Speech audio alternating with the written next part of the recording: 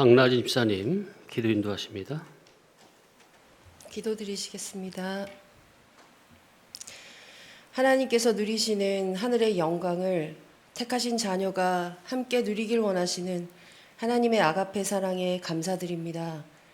아무 공로 없으나 그저 허락하신 그 은혜의 대상이 되게 하셨고, 보내주시는 사건에서 믿음만 쓰면 그것을 우리의 의로 삼아주시며 자타의 구원이 되는 일에 선함으로 선용이 될 수 있는 자 되게 하셨으니 주님 감사합니다. 오직 행할 바는 예수 그리스도께서 행하신 바를 그대로 따르며 믿음의 본을 보여주신 대로 믿음의 길을 걸으면 될 일이지만, 날 때부터 부패하고 타락한 선악과 먹은 죄인인 우리의 본성은 하늘에 가깝지 않고 땅에 붙어 있으며 물속에 잠겨 있으니 주님 우리를 구원하여 주옵소서. 이 육신 물질의 굴레를 벗어나 생명 되신 주님께 나아가는 길이 손에 잡힐 만큼 가까운 듯하기도, 천리길처럼 멀기만 하기도 한 미련에 처한 당신의 자녀들을 불쌍히 여기시고, 부디 죽어있는 우리 안의 육성을 당장 십자가 앞에 내려놓아 지금 주님의 인도하심에 지금 순종하게 하여 주시옵소서. 하나님의 자녀로, 왕의 자녀로 이 땅을 살아갈 때 나의 나 된 것이 오로지 주님의 은혜라는 것을 순간마다 시인하고 인정하게 하시고, 매 순간 나의 죄인됨을 확인하는 삶이지만 그 가운데 하나님의 공의와 질서와 섭리와 인도하심을 바라보며 말세에 주님이 찾으시는 의인 한 사람, 내가 그 의인 한 사람의 범위 안에 들어갈 수 있기를 소망하는, 날마다 주께서 비춰주시는 빛을 바라보며 그 빛만 향해서 걸어가고자 하는 소망의 삶을 살 수 있도록 인도하여 주옵소서. 성덕교회를 향하신 하나님의 사랑하심이 위로는 목사님으로부터 아래로는 가장 연약하고 연소한 자까지 충만하게 임하시기를 원하오며, 이 예배 시간도 주시는 말씀에 한 마음으로 한 뜻으로 한 믿음으로 아멘하게 하여 주시옵소서. 나라와 권세와 영광이 아버지께 영원히 있음을 기쁨으로 시인하며 예수님의 이름으로 기도드렸습니다. 아멘.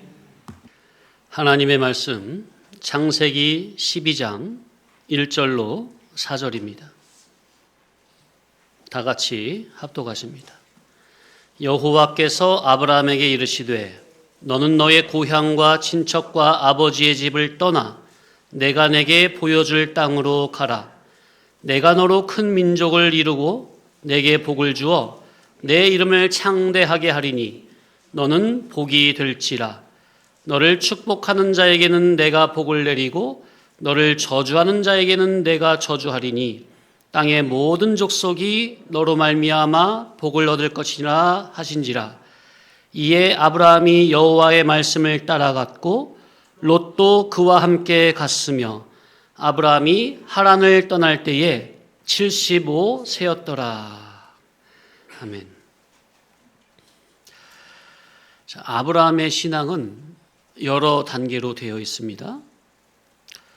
자, 오늘부터는 아브라함의 믿음의 여정에 대해 살펴보면서 은혜를 나누고자 합니다. 성경은 아브라함을 믿음의 조상이라고 하며 믿음으로 말미암은 자는 다 아브라함의 자손이라 했습니다. 자, 그러니 믿음으로 말미암아 사는 자는 다 아브라함의 믿음의 후손이 되겠죠? 성경 좀 볼까요? 갈라디아서 3장 6절 7절 시작. 아브라함이 하나님을 믿음에 그것을 그에게 의로 정하셨다 함과 같으니라. 그런즉 믿음으로 말미암은 자들은 아브라함의 자손인 줄 알지어다. 이렇게 아예 딱 이렇게 아브라함 밑으로 다 종속을 시켜놨어요.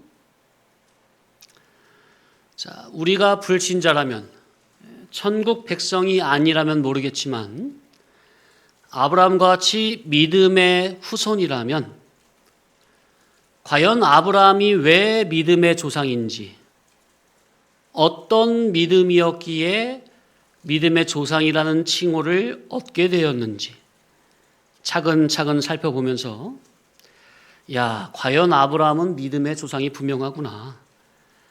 하나님께서는 아브라함의 신앙의 여정을 보면서 그 후손인 나에게도 어떠한 삶을 살기를 원하시는구나 깨달아감으로 도전이 되고 귀감이 되어 우리도 정말로 믿음으로 말미암는 아브라함의 후손으로 불리움을 받기에 조금도 부끄럽지 않는 참 진리 진실의 성도로 거듭나는 시간이 되었으면 좋겠습니다.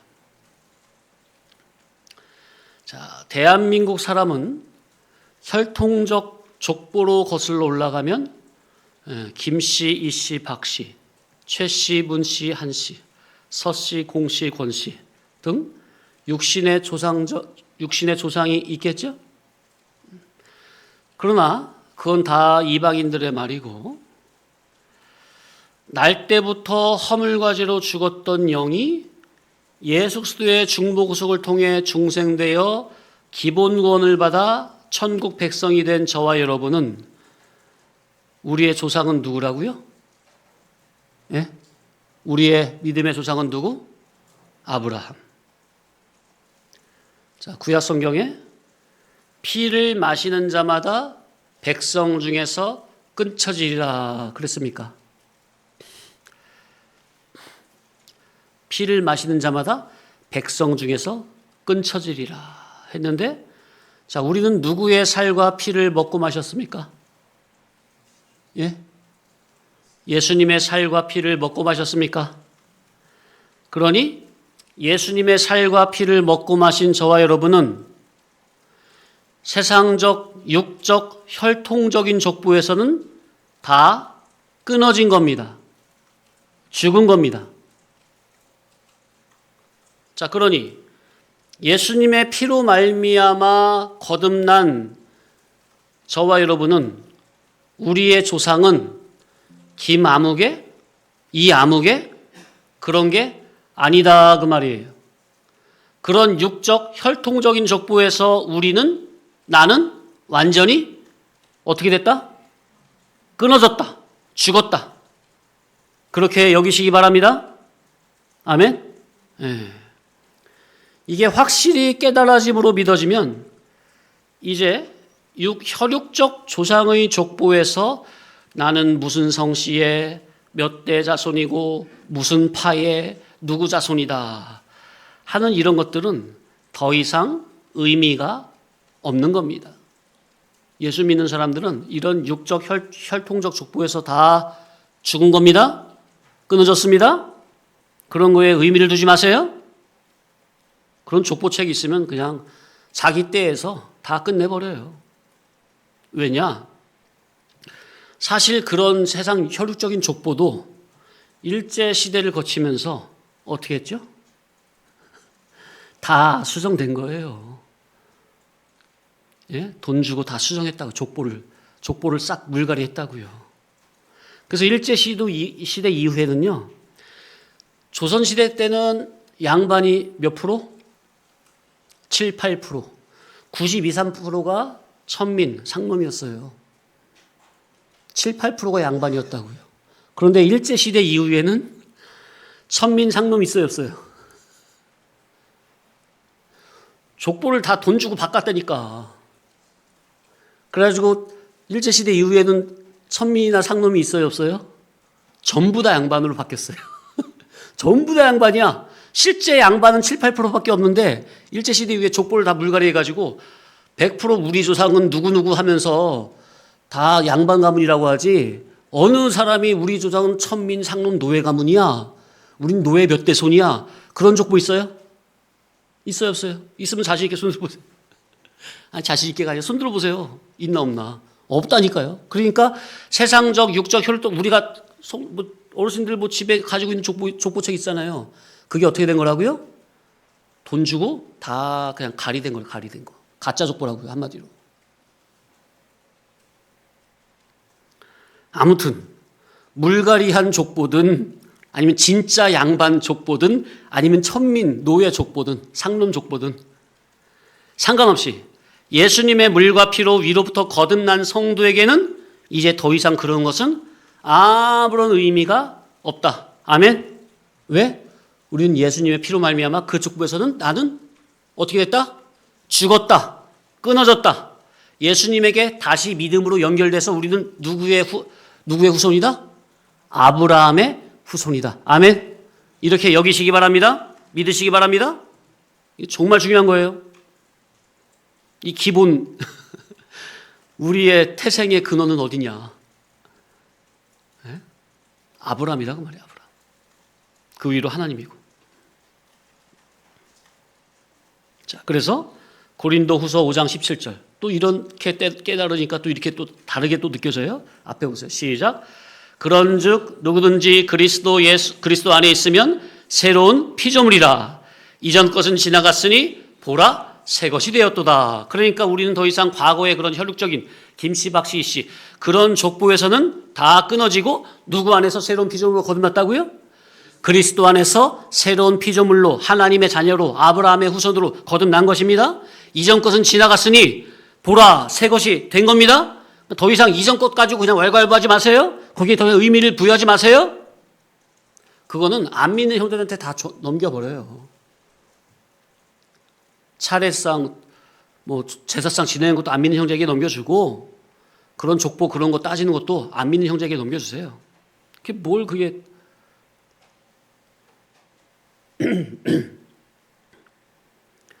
그건 생명의 족보 아닙니다. 예수님의 천국 족보 아니에요. 구원의 족보 아닙니다.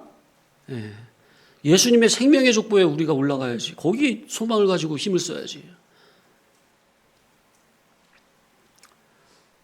자, 그래서 우리는 그리스도 안에서 믿음의 조상인 아브라함을 통해서 위로부터 다시 거듭났다는 것. 위로부터 물과 성령으로 다시 났다는 것. 아멘? 이게 바로 예수님을 믿는 사람들의 정신입니다. 이것을 바로 못 세우면 예수 믿는 하나님의 자녀가 세상 족보나 따지고 이방 우상이나 죽은 조상 앞에 절하는 하나님의 대계명 중에서도 제1, 제2 계명을 어기는 중범죄를 짓게 되는 겁니다. 하나님의 자녀로서 10계명은 대계명이에요. 물론 그 안에 은밀계시가 있고 그게 더 중요하지만 10계명은 표면적인 성문율도 그대로 지켜야 합니다. 이게 예수님을 믿는 성도의 기본 자세입니다. 자, 아브라함이 왜 믿음의 조상인가? 믿음이 제일 좋아서일까요? 성경에 보면 더 좋은 사람도 많아요. 오히려 성경은 로마서에서 아브라함은 행위로서는 자랑할 게 없다고 했습니다. 행위로서는 본이 안 된다는 거예요. 자, 12장에서 하나님의 말씀의 명령을 받아서 본토지적 아비집을 떠나가지고 마침내 말씀을 쫓아 가나안 땅에 들어갔죠. 잘했죠. 그런데 들어가자마자 뭘 만났어요? 가뭄을 만났죠. 기근을 만나니까 약속의 땅을 떠나서 어디로 내려가죠? 애굽으로 내려가 버려요. 그럴 뿐 아니라 거기서 자기가 살려고 어떻게 했어요? 아내를 팔아버렸습니까? 나중에 한번 더 팝니까? 바로왕한테도 팔고 나중에 아비멜렉한테도 팔고. 이게 부전자전인지 아버지의 실수를 어떻게 그대로 유전받아가지고 이삭도 자기 팔려고 아내를 또 팔아먹습니까? 그리고 또 하나님께서 아브라함에게 반드시 내 씨를 통해서 네 자손이 하늘의 별과 같이 바다의 모래같이 많게 하리라 하기 때문에 하나님의 언약을 받았는데 그 하나님의 언약을 인내로 기다리지 못하고 누구의 말을 들었죠? 아담이 누구의 말을 듣고 선악과를 같이 따먹었어요? 아내의 말을 듣고. 아브라함이 누구의 말을 듣고? 아내의 말을 듣고 애굽 여인 하갈 첩을 아내로 둬가지고 인본주의 방편을 쓰므로 인본주의의 아들인 이스마엘을 낳는 바람에 오늘날까지 중동의 화약고를 제공했습니까? 이렇듯 아브라함은 실수도 많고 허물도 많은 사람이에요. 반면 성경의 구약에 훌륭한 믿음의 선진들을 보면 아벨은 최초의 순교의 제물로 온전히 바쳐진 자예요. 실수가 없어요. 에녹 같은 선지자는 자녀를 낳으면서도 무려 300년 동안이나 하나님과 동행을 했습니다. 하루도 아니고 1년도 아니고 10년, 20년도 아니고 무려 300년. 그것도 혼자가 아니고 자녀를 낳으면서 300년 동안 하나님과 동행을 했어요. 자녀를 다 길러보셨으니까 아시겠지만은 자녀를 키우면서 자기만이 아니라 온 가정을 하나님 앞에 합당한 자로 온전하게 키운다는 게 이게 참 보통 힘든 게 아니죠. 정말 대단한 인물이에요. 그러니 에녹은 죽음을 보지 않고 하늘로 올라갔습니까? 죽일 게 없다는 거죠. 그리스도와 선지자 그리스도와 인격적 결합이 돼가지고 사망에 먹힌 삶이 없다는 거예요. 그렇다고 에녹이 원죄가 없다는 말이 아니라. 그리고 당대의 의인 노아는 500년을 살면서 500년 동안 어디에 물들지 않았어요? 새 속에 물들지 않았어요. 이야, 참.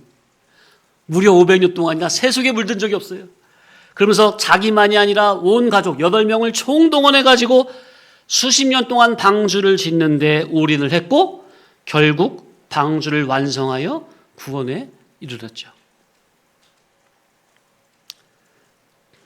노아 당시 아벨 대신에 주어진 세대 후손인 이 하나님의 아들들이 죄다 타락을 해가지고 가인의 후손인 사람의 딸들의 아름다움을 보고 아내를 삼아버렸습니까?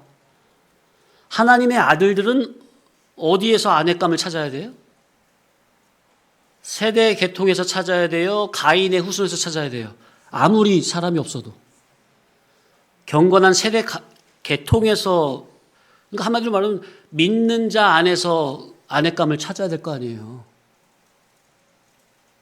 단순히 존재만 하나님만 믿어서 믿는다, 그것도 당연한 거지만은 성질 성분적인 면에서도 세밀하게 살펴야 되는 건데, 이 당시 하나님의 아들들이 가인의 후손인 사람의 딸들의 아름다움을 보고 아내를 삼아버렸습니까? 그러니 성령님이 떠나버리셨죠? 그러니 육체가 되어버렸죠? 육체가 되니 성령이 가셨어요. 떠나셨어요. 이게 당시 하나님의 아들들이 뭘 따먹은 거예요? 선악과가 어떻게 생겼다고요? 먹음직, 보암직, 탐스럼직. 그러니까 이게 뭐예요? 육신의 눈의 기준이에요? 영의 눈의 기준이에요? 육신의 눈의 기준에 먹음직, 보암직, 탐스럽고 선악과를 따먹어버렸죠? 자기의 아내로, 한 몸으로, 수온 목적으로, 사랑의 대상자로 삼았죠? 하나님의 아들들이 생명과 먹는 일에, 하나님 말씀 순종하는 일에 힘쓰고 구원운동, 천국 준비를 해야 하건만, 노아 당시 하나님의 아들들은 존재가 소속이 하나님의 아들들이면서도 천국은 망각하고 천국은 잃어버리고 잊어버리고 당장 눈에 보이는 세상의 쾌락을 사랑하여 육체가 되어 하나님을 전심으로 사랑하지 못했습니다. 이 타락한 하나님의 아들들이 외적 종교적으로 하나님 섬기는 일을 게을리 했다는 게 아닙니다. 예? 사람의 딸들의 아름다움을 보고 아내로 삼아 이렇게 아내를 삼았어도 육체가 됐어도 육덩이가 됐어도 하나님을 섬기는 종교 행위를 게을리했다는 건 아니라고요. 오히려 육적, 종교적, 사역적으로는 하나님을 열심을 다해 섬기는 종교적으로는 부흥일 수도 있습니다. 오늘날 기독교 종교계의 신앙 기준으로 노아 그 당시를 가서 보면 당시 하나님의 아들들이 하는 걸 보면 종교적으로는 부흥이요 하나님을 열심을 특심을 가지고 섬긴다고 하는 것으로 보이는 것이지 그들의 종교적 열심이나 행위가 믿음 없다고 안 보이는 겁니다. 마찬가지로 오늘날 기독교회 종교 운동을 보십시오. 그들의 열심을 보세요. 하나님을 위한 열심이 얼마나 특심인지 겉으로 볼 때는 신앙 믿음이 정말로 좋아만 보입니다. 그러나 그 속에 이면으로 들어가서 그들의 예수님을 믿는 질을 보면, 교훈의 질을 보면, 교회에서 하나님의 말씀을 가지고 선악과 곧 먹음직, 보암직, 탐스럽직한 세상에 속한 것을 예수님 이름으로 이루라 하는, 마귀가 예수님을 시험하는 첫 번째, 세 번째, 두 번째 그 시험을 가지고 그런 교훈으로 마귀가 예수님을 미혹하는, 시험하는 그런 류의 진로 가지고 성경을 해석하여 교인들에게 예수님 이름으로 이루라. 당신이 원하는 것을 예수님 이름으로 구하시라. 그래서 얻으시라. 응답 받으시라. 이렇게 하는 교훈이 어디 한두 군데입니까? 교훈마다 교훈을 들어봐도 그렇고 성도들의, 장로님의, 목사님의 기도 소리를 들어봐도 그렇고 전부는 임시적이며 가견적인 물질 세상, 땅에 국한된 설교요, 기도요, 간구성이요, 소원성이라. 그들의 소원, 목적, 취미, 간구성을 들어보면 전부는 예수님 믿는 효력으로 이 세상에서 잘 먹고 잘 살자. 임시적이고 불에 타질 세상과 세상에 속한 것이 잘 되기를 구하고 있는 물질적, 육적, 기복주의적인 설교요, 기도요, 신앙입니다. 그러니 그들이 하나님을 믿는다고 하는 종교 행위를 보면 그들의 신앙의 열정과 믿음은 대단해 보이는데 그 속에 신앙의 질을 보니 전부는 선악과 먹고 타락하고 부패하여 하나님의 의가 아닌 인간 자기의 의를 이루려고 힘써 하나님의 의를 대적하는 꼴이라는 것이 발견이 되더라 하는 겁니다.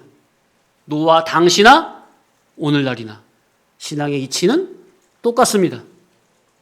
오히려 당시 타락한 하나님의 아들들이 노아와 그의 가족을 보면 뭐라고 비아냥대는 거죠? 맨 땅에다가 방주 짓고 있잖아요. 쟤네들 참 이상하네. 야, 너네만 하나님 믿냐? 너 왜 이렇게 외골수로 하나님을 믿느냐? 꼭 그렇게만 믿어야 되느냐? 너만 말씀대로 믿어? 나도 말씀대로 믿어. 뭐? 하나님께 방주지라는 계시를 받았다고? 단단히 미쳤구만. 정말 유별나네. 이해가 안 가. 그래, 너 잘났다. 아니, 그럼 너만 잘났고 우리는 다 잘못됐다는 소리냐? 어때요? 그때나 지금이나 똑같습니까? 그러나 노아 당시 모든 하나님의 아들들이 당장 육신의 눈에 보기에 아름다운 그들 여자들을 아내로 삼아서 다 타락하고 육체가 됐는데도 노아는 하나님이 설계해 주신 방주를 잘 짓도록 노아 자기뿐만 아니라 아내와 아들들과 자부들까지 8식구를 믿음으로 잘 인도한, 그래서 끝까지 믿음을 지킨 믿음의 선구자임을 알 수가 있는 겁니다. 그래서 성경은 노아를 뭐라고 그래요? 노아는 당대의 의인이요 완전한 자라. 참, 완전이란 말을 붙일 수 있습니까? 사람에게? 노아는 당대의 의인이요 완전한 자라. 이야. 그런데 이렇게 믿음이 훌륭한 그들을 믿음의 조상이라고 안 하고 왜 흠이 많은 아브라함을 믿음의 조상이라고 했느냐 그 말이에요. 아브라함은 오늘날 믿음의 길을 걷는 우리, 진리 성도가 신앙하면서 겪는 다양각이한 사건 환경을 어떻게 믿음으로 극복하고 가는지를 알려주기 위한 그 특별 계시를 기록할 목적으로 등용된 인물이기 때문에 그렇습니다. 무슨 말이냐? 인생아, 성도야, 너희가 신앙생활을 바로 하고 싶으냐? 그러면 아브라함을 보거라. 아브라함 속에는 신앙의 이치, 구원의 도리가 다 들어있느니라. 사람이 실수하면 어떻게 회복하느냐 하는 것이 아브라함 속에 다 들어있고요. 아브라함을 잘 보고 배우면 하나님을 어떻게 섬겨야 하는지, 삶의 목적관, 양자택일에서 어떤 것을 선택해야 되는지 선택관이 바로 되어 있고, 경제관을 바로 알게 되어 있고, 전쟁관을 바로 알 수가 있고, 가정교육을 어떻게 해야 될지 알 수가 있고, 회개를 어떻게 해야 될지 알 수가 있고, 주의 종을 하나님을 어떻게 섬기고 대접해야 될지 다 나와 있습니다. 먼저 아브라함의 회개관을 보면, 사람이 죄를 지어도 사람은 다 죄를 짓죠. 죄인이기 때문에. 근데 죄를 짓는 거는 뭐 지을 수 있는 건데, 거기서 어떻게 회개하고 돌아서느냐, 이것이 중요한 거죠. 아브라함은요, 비록 인간이라 죄덩어리라 실수는 하지만 깨달음이 오면요, 그 즉시 바로 합니다. 단번에 해요. 차일피일 미루질 않아요. 하나님께서 계집종과 그의 아들을 내쫓으라, 네 아내 말을 듣고 계집종 아내들 내쫓으라 하니까 거기에 뭐 미련되지 않고 단번에 쫓아냅니까? 아니, 아무리 첩의 아들이라고 해도 자기 아들인데. 그러니까 아브라함은 죄된 것을 끊는 것에는 죄도 욕심도 정도, 혈육의 정도 단칼에 끊어요. 단칼에. 하나님의 말씀이라면 단칼에 끊어버려요. 그러니 아브라함은 신앙의 모든 면에서 우리에게, 믿는 우리에게 본을 보여줍니다. 길을 택할 때도. 그죠? 롯과 아브라함의 목자와 롯의 목자가 서로 다툴 때 거기 보면은 어떻게 택하는지 알 수 있습니까? 싸움을 할 때도 아브라함은 사람을 보는 게 아니라 오직 하나님만 봅니까? 바른 하나님의 의를 추구하고 따릅니까? 거기에 인정사정을 안 받으죠. 아브라함의 경제관을 보면 아브라함은 당시에 대가부예요. 가부. 아브라함이 집에서 기른 가군이 몇 명이었죠? 집에서 기른 가군 318명이에요. 근데 그 가군 한 명 한 명이 다 가장이에요. 네? 가장이라고요. 그러니까 아브라함은 당시 2, 3천 명이 넘는 그 가솔들을 거느린 당시 대방백이었다고요. 그런데도 아브라함은 그렇게 대갑부였는데도 항상 우거하는 나그네로 살았습니까? 장막 생활을 했습니까? 대궐 같은 집을 짓고 산 게 아니라 항상 우거하는 나그네로서 장막 생활을 했다고요. 이 말은 항상 하나님의 명령 따라 이사갈 준비를 하고 살았다, 그 말이에요. 이 세상에 정을 두지 않고 항상 천국을 소망하는 나그네 인생을 살았다, 그 말입니다. 우리에게 본이 됩니까? 반면 그의 조카 롯은 소돔 땅에 들어가서 대궐 같은 집을 지어놓고 소돔성의 성주가 되어 재판장이 될 정도로 아브라함에 비하면 얼마 되지도 않은 재산을 가지고 누림성으로 빠졌지만, 아브라함은 그 엄청난 재산을 가지고도 누린 적이 없습니다. 재산을 모으기 위해 욕심을 냈습니까? 아브라함의 목자와 롯의 목자 다툴 때 욕심을 냈냐고요. 또 자기의 권위를 부렸습니까? 거기서 내가 나이가 많으니까, 내가 삼촌이니까. 안 했죠? 또 인간의 도리, 의를 저버리지 않고, 또 그 엄청난 물질을 아브라함은 자기 것으로 생각하지 않고 하나님의 것으로 생각하여 항상 구원운동에 투자하고 항상 손을 대접하던 자였습니다. 이게 무슨 말이냐? 아브라함은 항상 의에 줄이고 목마른 자였다, 그 말이에요. 네? 그 결과 아브라함은 두 천사를 대동하고 오신 선지적 그리스도를 극진히 영접을 했습니까?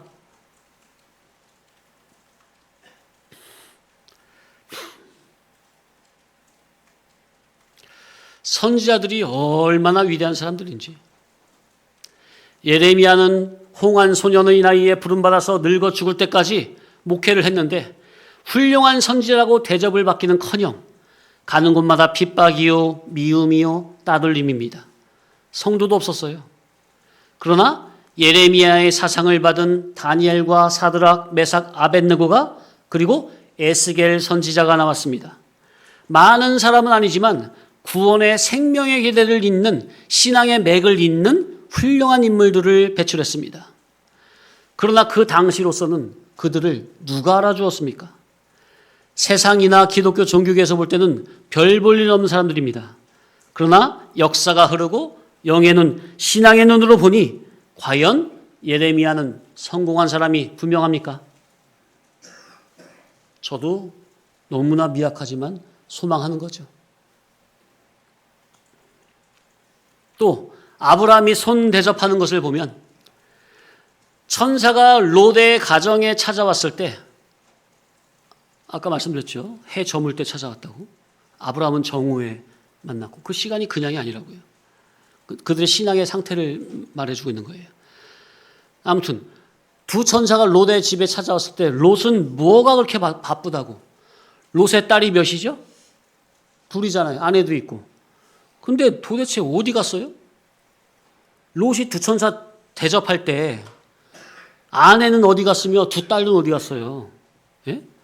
아내는 어디 뭐 콜라텍 갔나? 예? 그 소돔과 고모라가 그런 데였으니까. 두 딸들은 어디 뭐 미용샵에 갔나? 예? 네일샵에 갔나?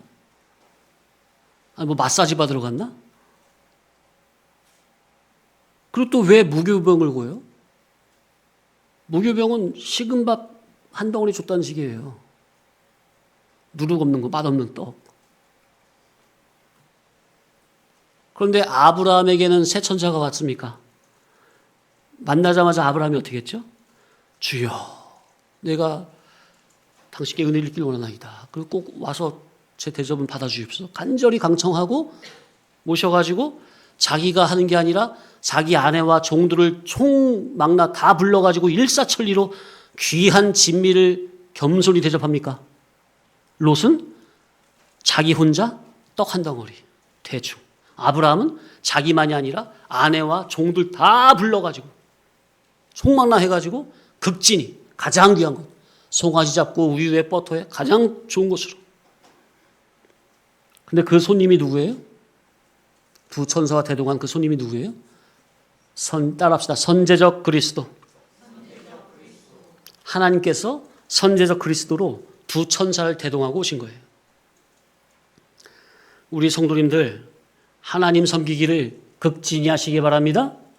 그게 다 자기에게 오는 거예요. 어디로 안 가요.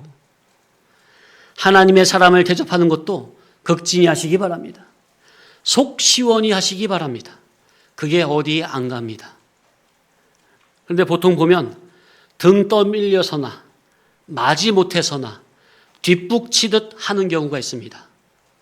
부모님들이라 자녀 다 길러보시고 자녀들에게 대접 받아보셨으니까 아시겠죠? 마음에서는 그렇게 내키지 않는데 마지못해 등 떠밀려서 억지로 하는 듯한 그런 대접을 자녀에게 받을 때 그럼 어떠죠? 대접은 받으면서도 마음은 영 찜찜한 겁니까? 그래서 주의 종이나 부모나 어른을 대접하려면 그쪽에서 말이 나오기 전에 먼저 내 쪽에서 시간 약속을 잡고, 이게 무슨 말이냐면은 선수 치는 게 중요하다 그 말이에요. 예? 가만히 있다가 어른이 뭐 할까? 그러면 그제서야 내 쪽에서 이렇게 다시 이렇게 하는 게 아니라 선수 치는 게 중요하다 그 말이에요. 선수 치는 게. 은혜 받는 것도 선수 치듯 해야지 뒷북 치듯 하면 영 모양이 아름답지 못합니다. 딱 상황이나 분위기를 보면 내가 섬김으로 은혜를 받을 게구나 할 때가 있는 겁니다. 그럴 때 먼저 은혜 받고자 하는 마음으로 선수를 친다면 본인의 마음이 그렇게 기쁘고 은혜가 넘치는 것이고, 또 그런 모습이 다른 성도가 볼 때도 본이 되고 덕이 되고 귀감이 되고, 그러면 다른 성도가 얻어먹고 가만히 있는 게 아니라 그런 좋은 섬김과 수종이 선순환이 되는 거죠. 물질과 마음을 그렇게 시원하게 써야 참 관계성이 은혜롭고 기름칠이 칠해져서 화기애애해지는 겁니다. 말 그대로 은혜가 넘치는 거죠. 물질을 잘 써야 됩니다, 성도님들. 물질을 잘 써야 돼요. 꽁 하고 아끼고 있으면 안 됩니다. 참 이런 거는 제가 이렇게 말을 안 해도 인간의 기본적으로 갖춰야 할 예입니다. 부모님들은 자녀들에게 어른을 섬기는 이런 기본 예도 가르쳐야 합니다. 안 가르치면 몰라요. 물론 안 가르쳐도 알아서 잘하는 애들도 있겠죠. 근데 잘 가르쳐야 돼요. 밥상머리 교육도 중요합니다. 다 같이 식사할 경우 우리나라는 음식이나 찌개나 탕이 많잖아요. 그럴 경우 집에서야 한 가족이니까 다 같이 한 숟가락 넣어가지고 다 떠먹겠지만은 밖에서는 어떻게 하죠? 앞접시 덜어서 먹잖아요. 또 고기나 쌈을 먹을 때도 자기 혼자 먹지 않는 이상 쌈장은 어떻게 먹는 거예요? 젓가락으로 덜어서 먹어야 되겠죠? 근데 다 같이 먹는 쌈장에 고기 해가지고 푹 찍어가지고 입으로 탁 넣어서 먹으면 어찌 되는 겁니까? 쌈장에 고기 기름을 다 묻혀놓고. 이거 사소한 거잖아요. 아주 사소한 거잖아요. 근데 이런 사소한 식탁 예절, 밥상머리 교육도 다 필요하다고 말이에요. 그래서 이러한 사소한 교육도 전부는 성도로서 구원을 이루는 정신으로 세밀한 부분까지 구원의 정신으로 살펴야 합니다. 그런 사소한 생활 습관까지 고쳐가는 것도 다 구원을 이루는 정신입니다. 아브라함의 교육관을 보면 하나님의 명대로 백세에 얻은 독자 이삭을 하나님께 번제로 바친 장면에서 거기서 이삭은 어떻게 되죠? 아버지가 이삭을 잡으려고 결박할 때 이삭이 어떻게 했어요? 순한 양처럼 잠잠히 아무 말 없이 결박을 당합니까? 이야, 참 감동이 돼요. 아브라함이 평소에 이삭을 어떻게 신앙교육을 시켰길래 그 상황에서 어떻게 가만히 있느냐고요. 또 아브라함이 이삭의 아내를 데리러 오려고 종을 심부름을 보내잖아요. 그때 늙은 종 엘리에셀의 신앙의 태도를 보세요. 엘리에셀, 늙은 종 엘리에셀. 야, 아브라함을 쏙 빼닮았어요.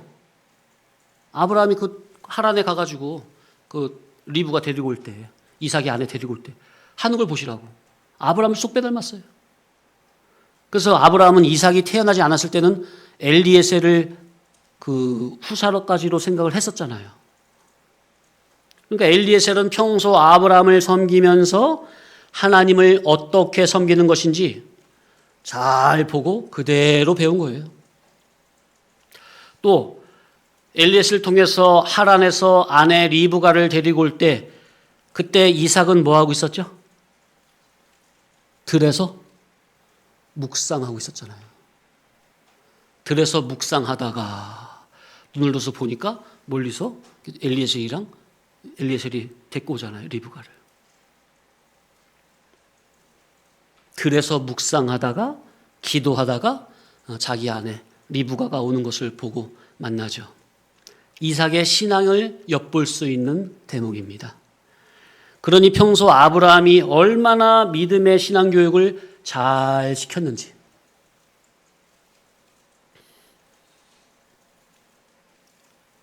묵상하다가.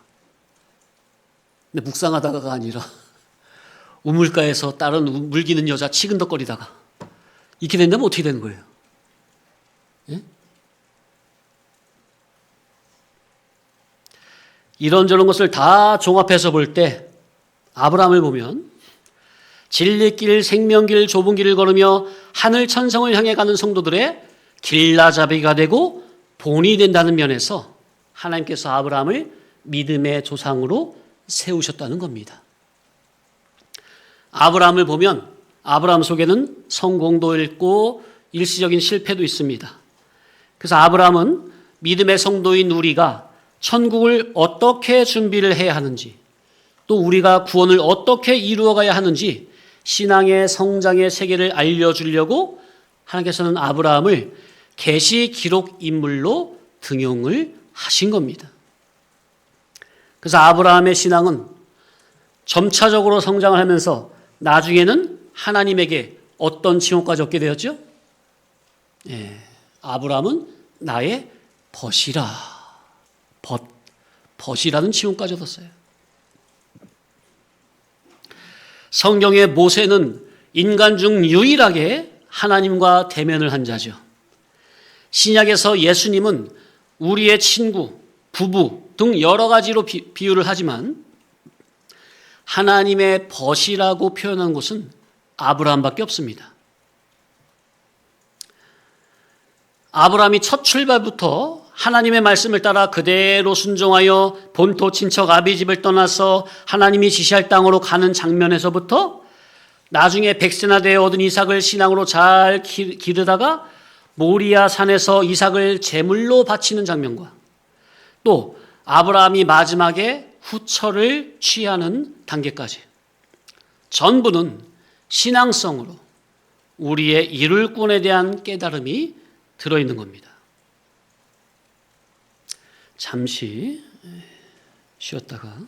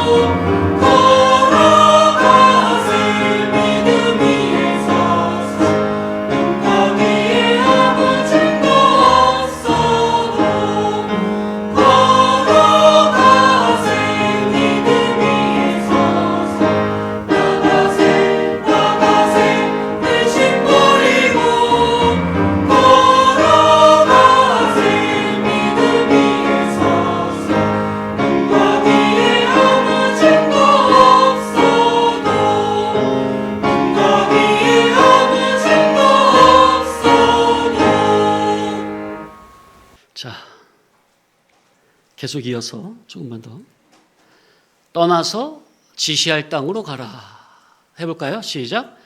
떠나서 지시할 땅으로 가라. 본토 친척 아비집은 떠나고 지시할 땅으로 가라. 아브라함은 떠나라는 명령을 듣고는 그 즉시로 순종했습니다.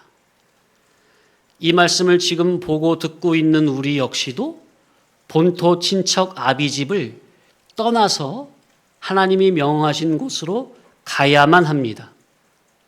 바로 이것이 계시의 눈으로 보는 신앙이죠. 갈대아 우르를 떠나서 가나안으로 가라 할 때 제일 첫 번째가 이방 땅 메소포타미아 거기 갈대아 우르가 있고요. 또 중간에 하란이 있고요. 최종 목적지인 가나안이 있습니다. 그러니 두 번을 떠나야 돼요. 처음에는 갈대아 우르에서 한 번 떠나야 되고 두 번째는 중간 땅인 하란에서 한 번 더 떠나야 돼요. 이 말은 우리 교회 성도로 말하면 일단은 애국 같은 세상에서 갈대아 우르에 떠나서 중간 땅인 교회로 와야 됩니까? 네. 이게 1차적으로 떠난 거죠. 그럼 그게 답니까? 교회 안에 왔으면 그게 답니까? 교회 안에 왔으면 존재가 들어왔으면 이제 성질, 성분, 입장적인 면에서 날마다 또 떠나야 합니까?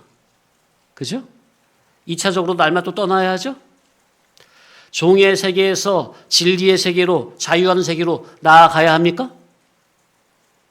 그래서 신앙생활은 단순히 교회당만 다니는 것만이 아니고 다시 말씀의 본질 안으로 들어가야만 합니다. 그래서 바울 사도는 나는 날마다 죽노라 그랬습니까? 신앙생활을 모르면 또 그냥 관심 없이 그냥 하나의 종교인으로 산다면 어디에 머무를 수밖에 없죠? 예, 하란에 머무는 거예요. 그게 바로. 갈대아 우르는 완전 이방 땅.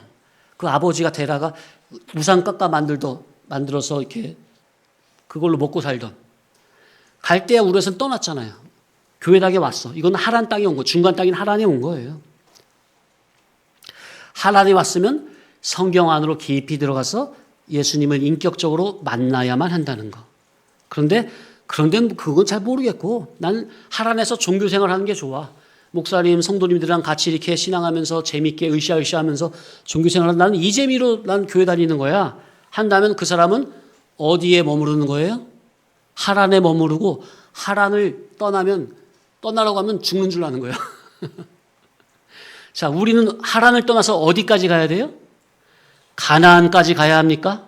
날마다 하란을 떠나야 됩니까? 날마다 하란을 떠나서 날마다 가나안으로 가야 합니까? 자, 지난주에 하란을 떠나서 가나안으로 갔어. 그러면 이번 주에도 또 떠날 하란이 또 있는 겁니까? 그 성질 성분이 또 있습니까? 또 떠나야 돼요. 날마다 매주 떠나야 돼요. 언제까지? 하나님께서 육신의 생명을 거두시는 그날까지 날마다 가나안, 하늘 가나안, 신령 천국, 도의 높은 봉우리의 그 신앙의 인격의 온전의 차원까지 거길 목적을 두고 날마다 올라가야 합니다. 날마다 떠나야 합니다. 산 아래에서 산 위로 날마다 올라가야 돼요. 날마다 떠나야 돼요. 갈대아 우루가 있고 하란이 있고 가나안이 있죠. 갈대아 우루에서 가나안까지 이 길이 십리길이에요. 십리길. 중간 땅은 어디죠? 하란. 여기가 오리길이에요. 오리길.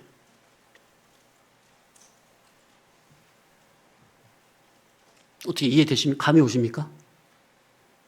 마태복음 5장 41절. 시작. 또 누구든지 너로 억지로 오리를 가게 하거든 그 사람과 심리를 동행하고. 아멘. 이해되십니까?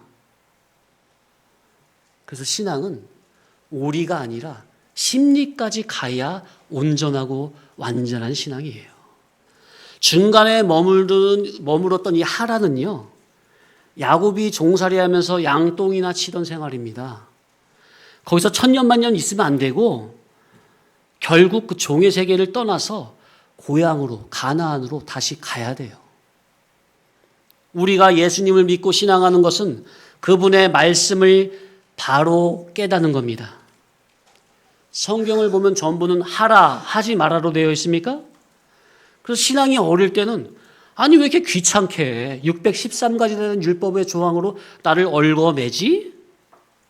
사람이 어떻게 그렇게 살 수가 있지? 사람을 꽉 조여매는 것 같아. 숨도 못 쉬겠어. 그러다가 신앙이 그런 종의 세계에서 점점 신앙이 말씀을 듣고 성장하다 보면 조금씩 말씀에 물이 들어가서 신앙이 깨달아지면 나를 향하신 하나님의 의중이 아가페가 깨달아지면 그분의 인격이 깨달아지면 야 하나님의 말씀이 다 아멘이로구나 이렇게 성장이 되는 겁니까? 그런데 말씀이 맞기는 맞는데 사람이 어떻게 이렇게 말씀대로만 사냐? 할 수도 있습니까? 이런 신앙도 있어요? 이런 신앙은 하나님께서 가장 미워하고 싫어하는 신앙입니다. 말씀은 옳은데 어떻게 사람이 말씀대로만 사느냐? 이건 하나님이 가장 싫어하는 신앙이에요. 이런 분들은요, 이 진리를 처음 들을 때는 당장 이치가 오르니까 맞다, 옳다, 좋다고 하지만 얼마 못 버티고 다시 제 갈 길로 가게 됩니다. 진리의 말씀은 빛으로 자기의 어둠의 정신계를 비추고 들어오면 당장 자기 속에서 빛과 어둠이 쫙 갈라지니까 속이 시원하고 좋은데, 그런데 그 하나님의 말씀의 빛은 거기서만 끝나는 게 아니라 결국 머리에서만 끝나는 게 아니라 머리로 깨닫게 하는 이 진리의 말씀의 빛은 내 인격으로까지 들어와서 내 인격 깊숙한 곳까지 세밀한 부분까지 비추고 들어오면서 내 영과 혼과 관절과 및 골수까지 쪼개고 찔러 들어옵니까? 그러면서 너 고치자고 들어옵니까? 나의 지정의, 성질, 성격, 성분, 의지, 의식, 전 인격면에까지 위에 속한 사람으로 다시 고치고 빚어지면서 예수 그리스도의 참 사람으로, 참 그리스도인으로 자라자 하심이 분명합니까? 그런데 여태 종교인으로서 예수님을 믿는다고 하지만 자기가 평생을 주인 노릇을 하면서 예수님을 종처럼 부리던 그런 육에 속한 기독교 종교인들은 이게 싫은 겁니다. 그러니 말씀은 옳은데, 말씀은 맞는데, 말씀은 좋은데 당장 말씀대로 순종했다가는 진짜로 좁은 길이 되겠다. 그러면 어떻게 될까? 그동안 내가 힘쓰고 애써 모아놓은 내 것은 다 포기하고 부인하고 버려야 되겠네? 그럼 난 뭐 먹고 살지? 이런 생각이 엄습하니 그거는 죽어도 싫다는 겁니다. 하나님 말씀은 그 너 죽여, 그 너 포기해, 그 널 부인해 하는데 자기는 곧 죽어도 나는 죽어도 날 못 죽이겠어. 난 죽어도 포기하기 싫어. 이러는 겁니다. 그러니 결국 옳다고 여기는 진리를 버려버리고 제 갈 길로 가게 되는 것이죠. 참 지난 13년 동안 이런 어리석은 종교인들이 얼마나 많았습니까? 얼마 되지 않은 이 안에서도 20명 이상은 그렇게 나가신 것 같아요. 그런데 진리의 빛이 들어와 빛과 어둠이 구별이 되고 윗물과 아랫물이 갈라지면서 자기 속에 세상에 속한 물은 저 밑으로 한 곳으로 몰려 바다가 되고 그 물속에서 묻이 올라오면서 거기서 씨 맺는 채소와 열매 맺는 과목이 자라면서 신앙의 인격의 성화 성장의 결실을 보면 이야, 정말 이 진리가 나를 살리는 참된 옳은 진리 말씀이 분명하구나. 이 진리가 나를 살리는 말씀이구나. 그래, 맞다. 바로 이거다. 예수님께서 나에게 주신 이 진리의 복음에 순종하는 것이 내가 진정으로 사는 길이로구나. 하나님께서 나에게 바로 이러한 삶을 원하시는 것이로구나. 하며 진리의 효력을 인격적으로 경험하고 체험하게 되면 그때부터는 이제 이 옳은 진리에, 오직 진리에 죽고 진리로 살기를 다짐하고 결심하게 되는 것입니다. 아멘이 되십니까? 당장 내일 또 넘어질지언정 현재 지금 이 말씀을 마음에서 깨달을 때 주여 이 귀한 말씀, 옳은 말씀, 진리의 말씀을 허락해 주셔서 감사합니다 하며 삶 속에서 늘 깨달은 말씀대로 살고 싶어서 늘 신앙의 정신과 사상을 구별 분별하면서 거룩한 삶을 살기를 힘쓰게 되는 이러한 신앙인이라면 현재는 믿음이 없어도 소망이 있다. 그러니 성도님들, 내가 현재 지금은 믿음은 없을지언정 그러나 하나님의 이 옳은 깨달음을 나에게 주셨으니 내가 이 말씀이 옳다 여겨지니 이 옳은 말씀을 믿음으로 붙잡고 말씀의 인도 따라 살기를 원하나이다. 이런 거룩한 소원성, 사모성은 마음에 늘 간직하시고 매사를 자기를 부인하고 말씀의 인도에 순종하시길 바랍니다. 네. 오늘은 여기까지 하겠습니다.